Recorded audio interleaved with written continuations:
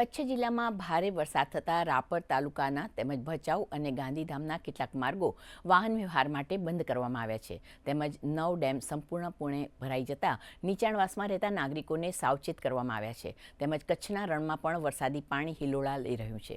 રાપરમાં સતત વરસી રહેલા વરસાદને કારણે માર્ગો બંધ થઈ જતા વાહન વ્યવહારને અસર થઈ છે. તેમજ અતિભારે વરસાદને કારણે ગઈકાલે આંગણવાડી તેમજ તમામ શાળાઓ બંધ રાખવામાં આવી હતી.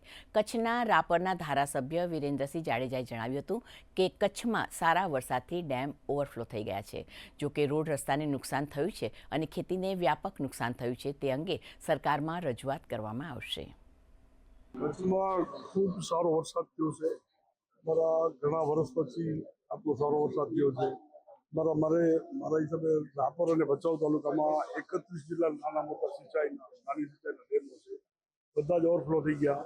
એમાં 65 ડેમ એવા છે જે 25-20 વર્ષ પછી ઓવરફ્લો થયા છે અને મેક્સિમમ વરસાદ તમારો 2 દિવસમાં 20 ઇંચ પડ્યો.